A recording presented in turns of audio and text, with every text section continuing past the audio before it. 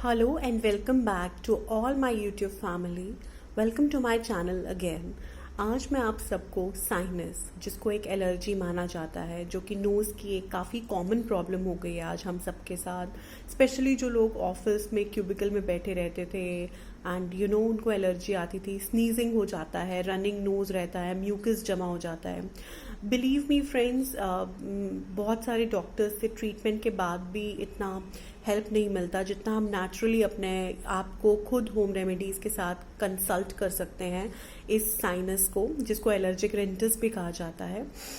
चलिए क्विकली मैं आपको कुछ जल्दी से होम रेमेडीज़ बता देती हूँ। कुछ 2 से 3 रेमेडीज़ हैं जो आपको शायद हेल्पफुल हो।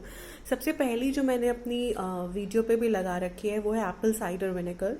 बिलीव मी, इसका कोई साइड इफ़ेक्ट नहीं है, जस्ट इसको ढंग से यूज़ कीजिए। अगर आपको बहुत ज़्यादा साइनस है इस वक्त तो आई वुड रिकमेंडेड कि आप इसको दिन में 3 बार लें, and if it is like after weekly when the weather changes तब होता है तो आप एक दिन में 2 बार ज़रूर लीजिए।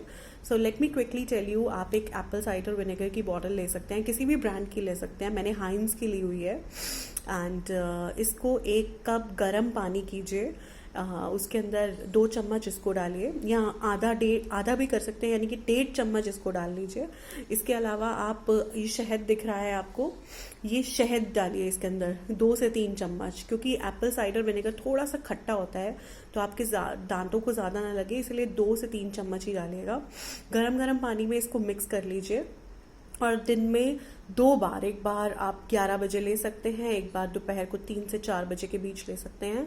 दिन में 2 बार इसको पीजिए लगातार and you will see the effect. और प्लीज़ मुझे कमेंट करके बताइएगा अगर आपको ये हेल्पफुल रहा हो। Please really like, share and subscribe.